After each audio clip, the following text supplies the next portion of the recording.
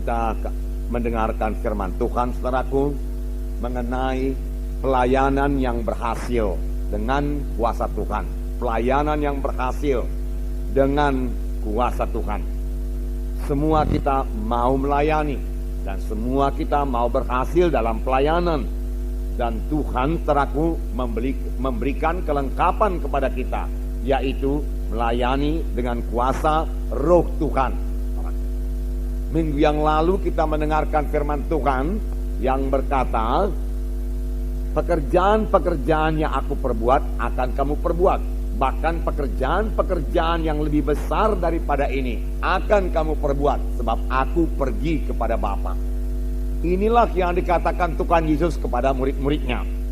Tetapi saya percaya perkataan ini juga kepada kita masing-masing, anak-anak Tuhan pada zaman sekarang ini. Kita akan mengerjakan pekerjaan-pekerjaan yang dikerjakan oleh Tuhan Yesus. Bahkan pekerjaan-pekerjaan yang lebih besar daripada yang dikerjakan oleh Tuhan Yesus. Pekerjaan-pekerjaan apakah yang dikerjakan oleh Tuhan Yesus? Buku Injil menerangkannya, saudara. Yesus mengajar, memberitakan firman Tuhan. Tetapi ahli-ahli Taurat mengatakan lain sekali pengajaran Tuhan Yesus.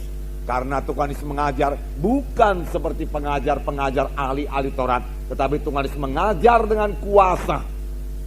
Dan ditambah lagi pengajaran Tuhan Yesus disertai dengan tanda-tanda ajaib dan tanda-tanda mujizat. Orang buta melihat, orang kusta disembuhkan, orang tuli mendengar, saudaraku, orang lumpuh berjalan. Inilah pekerjaan-pekerjaan yang dilaksanakan oleh Tuhan Yesus. Dan orang berbondong-bondong mengikuti Tuhan Yesus. Kemana saja Tuhan berangkat mengabarkan Injil, orang berbondong-bondong mengikuti Tuhan Yesus. Inilah macamnya pelayanan yang dikerjakan oleh Tuhan Yesus. Dan Tuhan Yesus sendiri berkata, pekerjaan-pekerjaan yang aku kerjakan ini akan kamu kerjakan. Bahkan pekerjaan yang lebih besar lagi daripada ini akan kamu kerjakan. Sebab aku pergi kepada Bapa. Saya yakin, saudaraku, maksud Tuhan Yesus, walaupun aku pergi kepada Bapa, aku mau pekerjaan-pekerjaan seperti ini tidak berhenti. Dan karena aku pergi kepada Bapa, kamulah yang melaksanakannya. Kamu melaksanakannya bukan dengan kekuatanmu sendiri. Kamu melaksanakannya dengan kuasaku yang kuberikan kepadamu. Firman Tuhan berkata. Itu sebabnya saudaraku, Tuhan Yesus berkata kepada murid-muridnya sebelum dia naik ke sorga, tunggulah di Yerusalem sampai kamu dilengkapi dengan kuasa dari mati. Karena Yohanes membaptis kamu dengan air, tetapi tidak lama lagi kamu akan dibaptis dengan Roh Kudus. Murid-murid tidak mengerti apa itu maksudnya baptis Roh Kudus. Dan mereka bertanya dengan pertanyaan teraku yang berasal daripada cara berpikir manusiawi.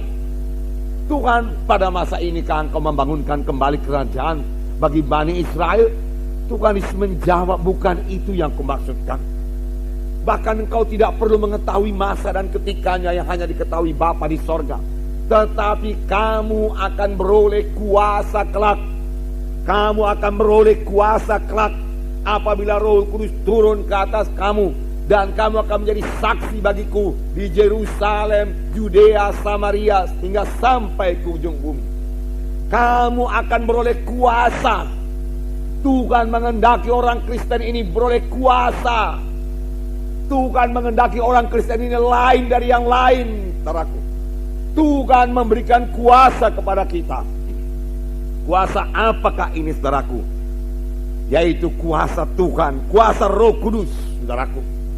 Walaupun murid-murid Tuhan Yesus sudah 3,5 tahun lamanya diajari oleh Tuhan Yesus, Tuhan Yesus masih mengatakan kepada murid-murid ini, kamu perlu kuasa. Oleh sebab itu kamu jangan berangkat dulu menginjil. Kamu harus menginjil dengan kuasa. Kamu harus melayani dengan kuasa-Aku. Kamu harus kuurapi lebih dahulu dengan kuasa Roh Kudus. Barulah kamu jadi saksiku di Yerusalem, Yudea, Samaria, sehingga sampai ke ujung dunia ini. Saudaraku, kuasa Roh Kudus ini, kuasa Tuhan ini sudah tersedia bagi kita semuanya, saudaraku. Kita semua bisa melayani dengan kuasa Tuhan. Dan ini memang kehendak Tuhan. Karena kalau kita melayani bukan dengan kuasa Tuhan, kita tidak akan berhasil. Minggu yang lalu kita dengarkan firman Tuhan, bahwasanya kuasa Tuhan ini tidak bisa digantikan dengan kuasa apapun juga. Kuasa Roh Kudus tidak bisa diganti dengan kuasa apapun juga, dengan metode apapun juga. Saudaraku, tidak bisa mengambil tempat kuasa Roh Kudus ini, saudaraku.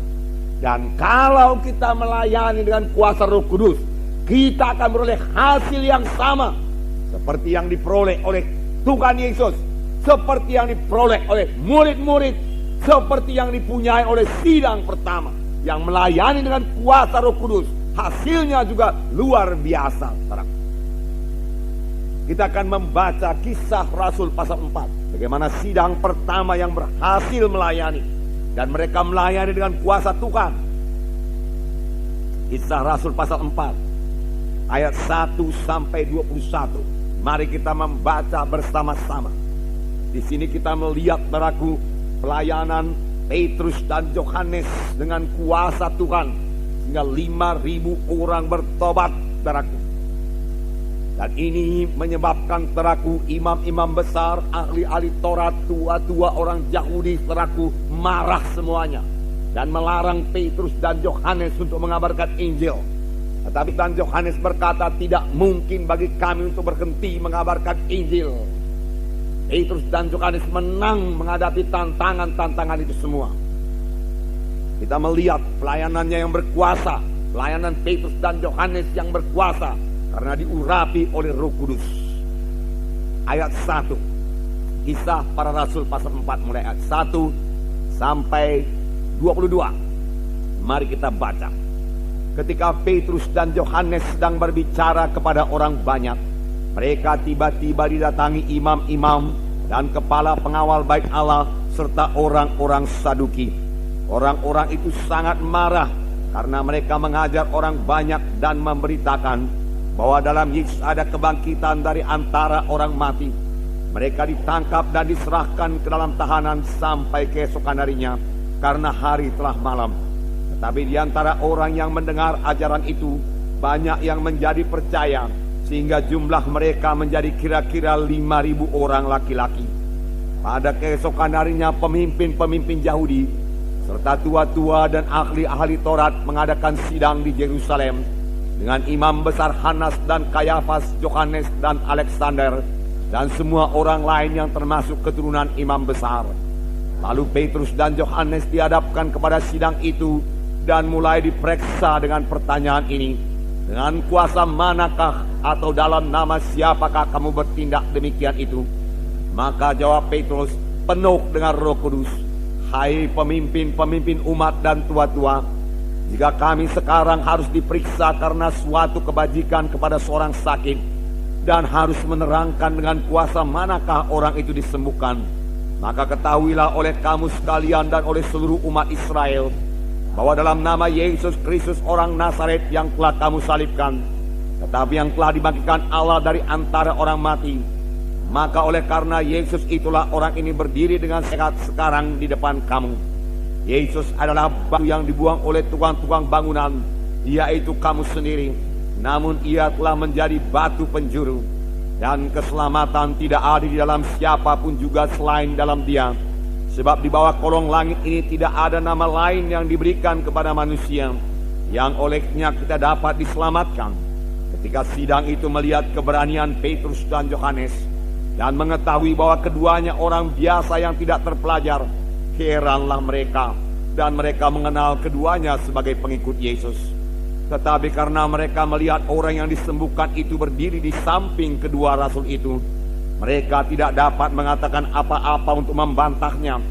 Dan setelah mereka menyuruh rasul-rasul itu meninggalkan rumah sidang, berundinglah mereka dan berkata, tindakan apakah yang harus kita ambil terhadap orang-orang ini? Sebab bahwa mereka telah mengadakan suatu mujizat yang menyolok, dan kita tidak dapat menyangkalnya. Tetapi supaya hal itu jangan makin luas tersebar di antara orang banyak, baiklah kita mengancam dan melarang mereka, supaya mereka jangan berbicara lagi dengan siapapun dalam nama itu. Dan setelah keduanya disuruh masuk, mereka diperintahkan supaya sama sekali jangan berbicara atau mengajar dalam nama Yesus. Tetapi Petrus dan Yohanes menjawab mereka, "Silahkan kamu putuskan sendiri, manakah yang benar di hadapan Allah, taat kepada kamu atau taat kepada Allah? Sebab tidak mungkin bagi kami untuk tidak berkata-kata tentang apa yang telah kami lihat dan telah kami dengar." Mereka semakin keras mengancam rasul-rasul itu, tetapi akhirnya melepaskan mereka juga, sebab sidang tidak melihat jalan untuk menghukum mereka, karena takut akan orang banyak yang memuliakan nama Allah berhubung dengan apa yang telah terjadi. Sebab orang yang disembuhkan oleh mujizat itu sudah lebih dari 40 tahun umurnya.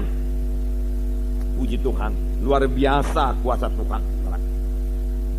Kita melihat, saudaraku, pelayanan Petrus dan Yohanes yang sangat berhasil, saudaraku.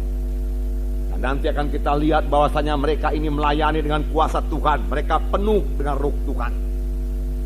Pada waktu mereka mulai berbicara, tentu yang dibicarakan mereka adalah Injil Yesus Kristus. 5.000 orang laki-laki bertobat. Ini merupakan satu pertumbuhan gereja yang sangat pesat.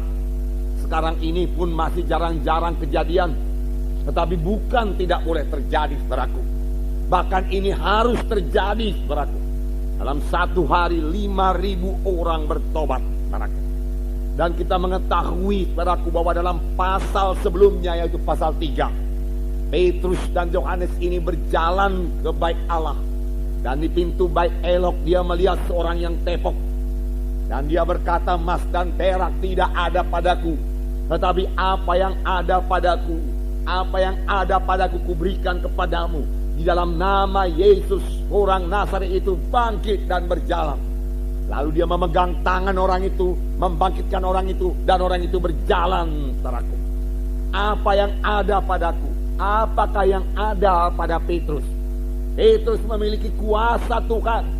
Kuasa apakah itu? Kuasa Roh Kudus, saudaraku. Di dalam nama Yesus bangkit dan berjalan.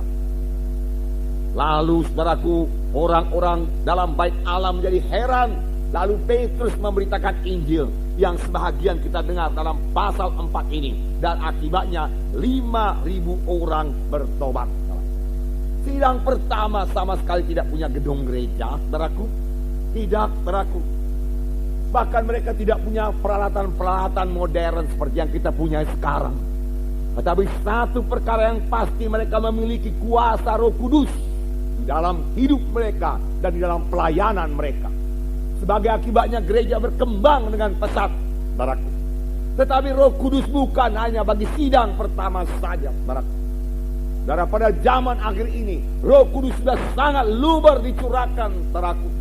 Oleh sebab itu, apa yang dikatakan Tuhan Yesus, apa yang disuruh oleh Tuhan Yesus, kita akan mengerjakan pekerjaan-pekerjaan yang besar. Bisalah kita kerjakan sekarang ini, saudaraku. Karena Roh Kudus yang sama, yang menyertai Yesus, yang mengurapi Yesus, sehingga Yesus bisa melayani, adalah Roh Kudus yang sama, yang menyertai sidang pertama, yang menyertai ke-12 rasul, adalah Roh Kudus yang sama yang bekerja sekarang ini, memimpin kita, mengurapi kita untuk mengerjakan pekerjaan Tuhan. Kita tentu rindu, saudaraku, keberhasilan seperti ini, saudaraku. Dan Tuhan akan memberikannya, saudaraku. Terlebih sekarang ini kita melihat penduduk dunia ini jauh lebih banyak daripada penduduk dunia pada zaman Tuhan Yesus. Penduduk kota Medan jauh lebih banyak daripada penduduk kota Yerusalem. Di Yerusalem saja, pada waktu hari Pantekosta, Tuhan menyelamatkan 3.000 orang yang pada hari itu juga dibaptiskan. Kemudian beberapa waktu kemudian, seperti kita lihat tadi, Petrus dan Yohanes ke bait Allah, lalu membangkitkan seorang tepok, lalu memberitakan Injil, lalu 5.000 orang bertobat. Dalam waktu begitu singkat, saudaraku, 8.000 orang bertobat. Dan firman Tuhan berkata, tiap-tiap hari Tuhan menambahi bilangannya dengan orang yang beroleh selamat. Boleh jadi, saudaraku, dalam waktu beberapa bulan saja sudah 10.000, kemudian 20.000, kemudian 100.000, saudaraku, tanpa gedung gereja, saudaraku. Kalau begitu, di manakah mereka kebaktian? Tentunya mereka kebaktian di rumah-rumah, saudaraku. Di rumah-rumah. Dan ini sudah kita laksanakan, saudaraku, melalui sistem kelompok sel kita, saudaraku. yaitu kebaktian di rumah-rumah tangga, saudaraku. Puji Tuhan, saudaraku. Puji Tuhan. Nah, kita akan melihat, saudaraku, lebih dekat, saudaraku, bagaimana mereka begitu berhasil, saudaraku, mengabarkan Injil, saudaraku. Kita melihat, saudaraku. Yang pertama, saudaraku, saya lihat di sini, saudaraku, mengenai berita mereka. Apakah berita Petrus dan Yohanes? Apakah berita Filipus yang kita dengarkan, saudaraku, pada minggu yang lalu? Apakah berita dari rasul-rasul? Apakah berita daripada sidang pertama?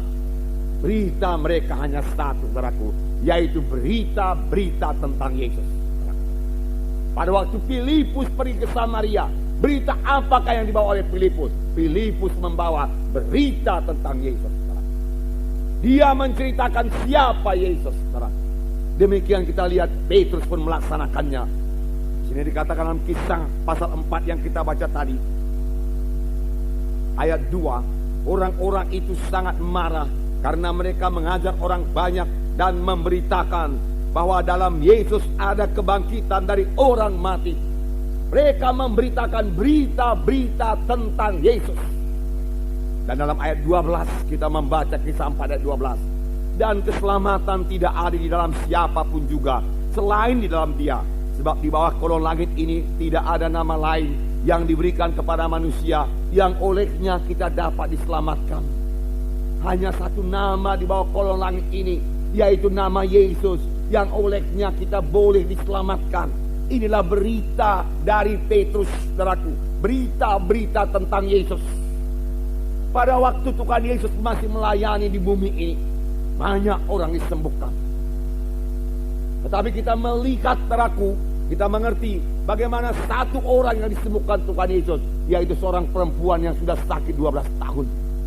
Bagaimana caranya dia menerima kesembuhan daripada Tuhan? Saudara berkata dengan iman. Sebab Tuhan Yesus berkata, hai perempuan, imanmu telah menyembuhkan engkau. Tapi dari manakah dia memperoleh iman ini? Firman Tuhan mengatakan, dia mendengar berita-berita tentang Yesus. Dia mendengar berita-berita tentang Yesus. Lalu dia mengerti bahwasanya Yesus berkuasa menyembuhkannya. Bahwasanya Yesus mau menyembuhkannya. Dari mana dia mengerti? Karena dia mendengar berita-berita tentang Yesus. Nah, kalau kita sudah mengerti berita-berita tentang Yesus, maka berita-berita itu menambahi iman kita, menumbuhkan iman kita. Kalau kita tidak mengerti, saudaraku, iman kita tidak tumbuh. Demikian jadi kepada perempuan yang sakit 12 tahun ini. Setelah dia mendengar berita-berita tentang Yesus, imannya tumbuh. Dan dia berkata, oh, tidak perlu aku mati. Tidak, aku bisa hidup. Aku akan menjumpai Yesus. Dan kalau ku jamah saja jubahnya, aku akan sembuh. Dan dia berusaha, dia bertindak, saudaraku, untuk bertemu dengan Yesus, saudaraku. Dan Tuhan Yesus tidak mempermalukan dia. Pada waktu dia jamah jubah Tuhan Yesus, kuasa mengalir kepadanya.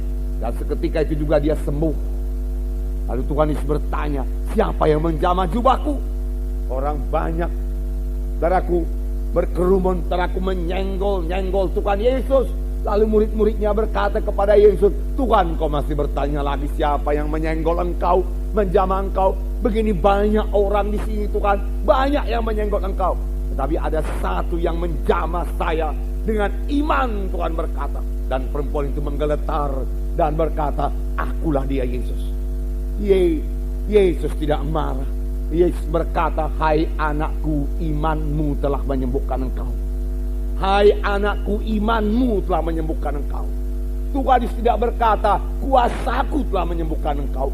Kuasa Tuhan sudah sedia, saudaraku. Sekarang ini juga kuasa Tuhan sudah sedia. Kesembuhan sudah sedia, saudaraku. Saudara hanya perlu menerimanya dengan iman. Itu sebabnya saudara perlu mendengar berita-berita tentang Yesus. Itu sebabnya kita perlu mendengar firman Tuhan yang benar dan berkuasa. Sebab dari firman Tuhan yang benar itu, kita lalu mengerti kehendak Tuhan. Kalau kita sudah mengerti kehendak Tuhan, itulah yang menumbuhkan iman kita. Dan dengan iman kita boleh menerima apa saja yang dijanjikan Tuhan. Saudara percaya, lalu praktekkan iman saudara. Bagaimana mempraktekkan iman? Oh saudaraku, hidup dalam iman adalah hidup yang sangat sukacita, saudaraku. Karena kita akan menerima kuasa Tuhan dalam hidup kita. Kita akan mengalami mujizat Tuhan. Kita akan mengalami kesembuhan daripada Tuhan. Kita akan mengalami jawaban doa. Karena Tuhan yang kita sembah itu hidup. Dan Tuhan menjawab doa kita. Bagaimanakah hidup dalam iman ini, saudaraku? Yaitu hidup yang penuh sukacita, penuh kemenangan, saudaraku. Dan firman Tuhan berkata, tanpa iman mustahil. Kalau kamu tidak punya iman, mustahil kamu menerima sesuatu daripada aku, Tuhan berkata. Jadi kita harus punya iman. Kalau saudara mau punya iman, saudaraku, dengarlah firman Tuhan. Belajarlah firman Tuhan. Terimalah pengertian yang benar daripada firman Tuhan, saudaraku. Lalu saudara punya iman. Dan saudara kemudian mempraktekkan iman. Bagaimana mempraktekkan iman? Ucapkan, saudaraku. Akui firman Tuhan itu bagi saudara. Kalau firman Tuhan berkata, oleh bilur Yesus kamu sudah sembuh, katakan, oleh bilur Yesus saya sudah sembuh. Iman mesti diucapkan, saudaraku. Iman tidak bekerja kalau tidak ada ucapan, saudaraku. Banyak orang berkata cukup percaya dalam hati saja. Keselamatan pun, saudara, kalau tidak diakui, tidak diucapkan, tidak akan teguh. Kita tidak akan pernah merasa pasti akan keselamatan kita kalau kita tidak mengaku dengan mulut Yesus itu Tuhan, juru selamat kita yang telah mati, bangkit dari kematian, hidup. Ku terima Engkau sebagai Tuhan dan juru selamatku. Yesus juru selamatku. Kita ucapkan, saudaraku. Lalu kita mulai merasa pasti bahwasanya kita sudah selamat. Demikian iman perlu ucapan. Oleh sebab itu anak-anak Tuhan perlu mengucapkan janji-janji Tuhan. Apalagi janji-janji Tuhan, saudaraku, yang dia minta supaya digenapkan Tuhan dalam hidupnya. Ucapkan lebih dahulu. Oleh bilur Yesus aku sudah sembuh. Kutuk dosa sudah diangkat daripadaku. Berkat Abraham jadi milikku. Tuhan menjaga, saudaraku. Dalam buku Yeremia dikatakan, aku menjaga firmanku supaya ku genapkan kepada anak-anakku. Aku menjaga supaya firmanku genap kepada anak-anakku yang beriman, yang percaya, saudaraku. Nah, tetapi tidak cukup hanya diucapkan saja. Iman juga perlu ditindakkan. Tindakan iman, saudaraku, sama sebagaimana perempuan itu yang sakit 12 tahun. Kalau perempuan yang sakit 12 tahun itu hanya berkata, aku percaya kalau aku jamah jubah Yesus aku akan sembuh. Aku percaya kalau aku jamah jubah Yesus aku akan sembuh. Karena dia memang penyembuh ilahi. Dia Jehovah Rafa. Oleh bilur-bilur Yesus saya sudah sembuh. Haleluya Tuhan, haleluya. Tetapi dia tidak bertindak untuk datang kepada Yesus, saudaraku. Dia tidak akan sembuh. Tetapi saudaraku, firman Tuhan mengatakan dia bertindak. Dia datang kepada Yesus dan dia jamah jubah Tuhan Yesus. Pada waktu itulah, saudaraku, kesembuhan mengalir. Pada waktu kapan? Pada waktu dia bertindak. Pada waktu saudara bertindak, saudaraku, seolah-olah saudara sudah sembuh. Saudara bangkit daripada tempat tidur, mempersiapkan diri saudara berangkat kebaktian, atau apakah itu kebaktian doa kita, doa syafaat atau SKS atau kebaktian minggu, saudaraku. Kerap kali pada waktu itulah kuasa Tuhan mengalir menyembuhkan kita, saudaraku. Beberapa kali saya bangkit dari tempat tidur dalam keadaan lemah, saudaraku. Tapi saya tahu saya tidak akan dipermalukan Tuhan. Saya bangkit, saudaraku. Kadang-kadang di tengah jalan menuju tempat kebaktian saya sembuh, saudaraku. Kadang-kadang di tengah jalan belum sembuh, saudaraku. Kadang-kadang sampai di gereja pun belum sembuh. Tapi pada waktu saya naik ke podium, saudaraku, untuk memberitakan Injil, itu sudah disembuhkan Tuhan, saudaraku. Saudara, tapi saya tetap percaya. Setelah percaya, bertindak, saudaraku, bertindak. Lalu kita hidup dalam iman. Itu satu hidup yang indah. Dan Tuhan tidak akan pernah mengecewakan kita. Haleluya, saudara. Nah, puji Tuhan, saudaraku, puji Tuhan. Nah, saudaraku yang kasih dalam nama Yesus. Yesus mau, saudaraku, menyembuhkan kita. Yesus suka kita sehat, saudaraku. Yesus memiliki cukup kuasa untuk menyembuhkan kita. Bahkan kesembuhan sudah sedia. Seorang yang sakit kusta, datang kepada Yesus berseru, "Oh Yesus, anak Daud, jikalau engkau mau, engkau sanggup menyembuhkan aku.